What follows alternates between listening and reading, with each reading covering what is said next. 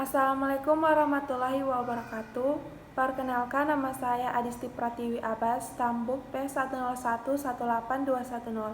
Di sini saya akan membahas tentang materi tetanus neonatorum. Nah, di sini slide berikutnya ada 5 agenda. Yang pertama, definisi tetanus neonatorum. Yang kedua, data epidemiologi. Yang ketiga, riwayat alamiah. Yang keempat, faktor-faktor risikonya.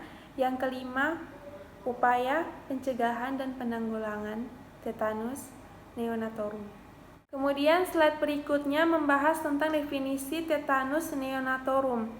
Tetanus merupakan suatu penyakit toksemik akut yang disebabkan oleh Clostridium tetani, yang dengan tanda utamanya itu kekakuan pada otot yang disertai gangguan kesadaran. Nah, untuk neonatus ini merupakan bayi yang baru lahir di bawah usia 28 hari. Jadi, tetanus neonatorum ini merupakan penyakit tetanus yang terjadi pada neonatus yang disebabkan oleh Clostridium tetani, yaitu bakteria yang mengeluarkan toksin racun yang menyerang sistem saraf pusat. Nah, slide berikutnya, bayi ini terkena penyakit tetanus neonatorum. Nah, bayi ini yang terkena penyakit tetanus ini apabila basil Clostridium tetani masuk ke dalam tubuhnya melalui luka. Infeksi ini dapat terjadi akibat pemotongan tali pusat yang dilakukan dengan alat yang tidak steril. Dan ini merupakan bakteri yang kedua, ini gambar bakteri tetanus neonatorum. Nah, selanjutnya ini membahas tentang data-data epidemiologi penyakit tetanus neonatorum, di mana jumlah kasus TN ini pada tahun 2018 terdapat 10 kasus TN, dan pada tahun 2019 terjadi peningkatan sebesar 17 kasus. Nah, dari 7 provinsi yang terdapat kasus TN ini, 2 provinsi yang terdapat kasus meninggalnya, yaitu Jambi dan Sumatera Selatan. Sedangkan jumlah kasus TN terbanyak terdapat di Provinsi Sumatera Selatan dan Kalimantan Barat, yaitu sebanyak 5 kasus. Selanjutnya di sini membahas tentang riwayat alamiah penyakit tetanus neonatorum, yang dimana terdapat 2 tahap. Yang pertama tahap prepatogenesis, yang kedua patogenesis. Yang pertama ini tahap yang terjadi interaksi antara penjamu dan agen bakteri Clostridium tetani. Jika imunitas penjamu sedang lemah atau bibit penyakit agen lebih ganas dan kondisi lingkungan tidak menguntungkan bagi penjamu, maka penyakit tetanus akan melanjutkan riwayat alamiahnya ke tahap patogenesis. Nah, di mana tahap patogenesis ini masa inkubasi berkisar antara 3 sampai 21 hari, biasanya sekitar 8 hari. Secara umum, lebih lanjut, situs cedera dari sistem saraf pusat ini semakin lama masa inkubasi, semakin pendek masa inkubasi, semakin tinggi kemungkinan kematian. Dalam tetanus neonatal ini, gejala biasanya muncul 4 sampai 14 hari setelah lahir. Rata-rata sekitar 7 hari.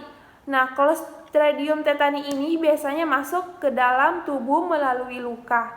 Di hadapan anaerob oksigen rendah, spora berkecambah, toksin diproduksi dan disebarkan melalui darah limfatik.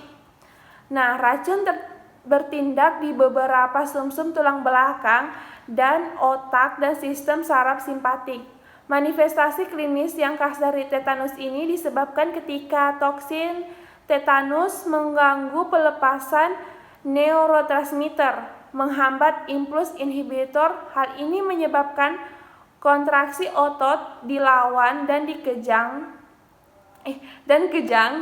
Kejang dapat terjadi dan sistem saraf otonom yang akan terpengaruh. Selanjutnya membahas tentang faktor-faktor risiko tetanus neonatorum, di mana faktor risikonya ini terdapat tingkat paritas, status imunisasi ibu hamil, perawatan tali pusar, dan kecepatan pertolongan rumah sakit. Nah, faktor risiko kematian neonatal ini memiliki kemungkinan berkorelasi dengan kematian bayi penderita tetanus neonatorum. Nah, begitu juga faktor risiko tetanus neonatorum juga memiliki kemungkinan sebagai faktor prognosis kematian bayi penderita tetanus neonatorum. Nah, slide berikutnya membahas tentang upaya pencegahan dan penanggulangan penyakit tetanus neonatorium ini. Di sini saya akan membahas upaya pencegahannya dulu, yang dimana terdapat 3, yaitu imunisasi tetanus toksoid atau yang bisa disebut TT. Nah, yang kedua perawatan luka, yang ketiga persalinan yang bersih. Nah, untuk imunisasi tetanus toksoid ini dapat membantu melindungi ibu hamil dari tetanus maternal selama kehamilan dan persalinan. Vaksinasi ini sebaiknya diberikan kepada ibu hamil pada usia kandungan di bawah trimester 3. Nah, kita masuk yang kedua, perawatan luka, di mana dilakukan dengan pemberian hidrogen peroksida H2O2 untuk oksigenasi luka di jaringan tubuh. Nah, yang ketiga pencegahannya itu persalinan yang bersih. Nah, persalinan ini harus mempunyai prinsip 3 bersih: bersih tempat, alat, dan tangan penolong persalinan, dengan perhatian pada saat pemotongan tali pusat. Nah, dan untuk upaya penanggulangannya ini, menurut Kemenkes 2012, inisiatif global untuk mengeliminasi TN ini, Indonesia mengadopsi pendekatan imunisasi untuk memberikan perlindungan terhadap si ibu dan si bayinya. Di mana yang pertama jangka pendek. Jangka pendek ini, dosis tetanus toksoidnya ini untuk ibu hamil diberikan pada imunisasi rutin pada saat pelayanan antenatal, dan tetanus toksoid dosis calon pengantin diberikan pada saat mau menikah. Nah, yang kedua jangka panjang, di mana di sini diberikan 3 dosis vaksin difteri, pertusis, tetanus diberikan pada bayi melalui imunisasi rutin.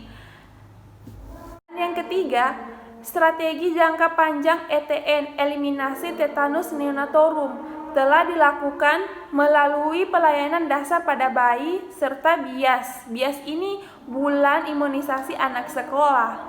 Namun dengan hanya mengandalkan strategi ini, kelompok yang terlindungi hanya usia di bawah 16 tahun, sehingga pencapaian ETN tadi itu, eliminasi tetanus neonatorium itu, akan menjadi lama. Untuk itu diperlukan akselerasi percepatan imunisasi tetanus toksoid WUS, khususnya di wilayah risiko tinggi, sebagai strategi jangka pendek. Nah, kemudian yang keempat, akselerasi 3 putaran imunisasi tambahan dengan sasaran wanita usia subur 15-39 tahun. Di daerah di mana cakupan imunisasi tetanus toksoidnya ini dan persalinan bersih rendah. Pelaksanaan komponen ini dimulai tahun 96 dengan 3 putaran imunisasi tambahan di 105 dari 324 kabupaten yang diidentifikasi sebagai daerah berisiko tinggi untuk TN ini. Nah, kemudian yang kelima, pemilihan strategi akselerasi di Indonesia. Nah, itu telah diakui oleh UNICEF sebagai alternatif utama pencapaian ETN ini, eliminasi tetanus neonatorium ini. Nah, maka dari itu UNICEF ini bersedia membantu kegiatan operasionalnya di daerah risiko tertinggi, dan guna mewujudkan kegiatan ini sangat diperlukan perencanaan yang seksama sehingga tidak adanya satupun daerah risiko tinggi yang tertinggal untuk diintervensi ini. Nah, itulah tadi hasil presentasi saya. Apabila ada kesalahan kata, mohon dimaafkan dan mohon dimaklumi. Wabillahi wa taufiq wa hidayah. Wassalamualaikum warahmatullahi wabarakatuh.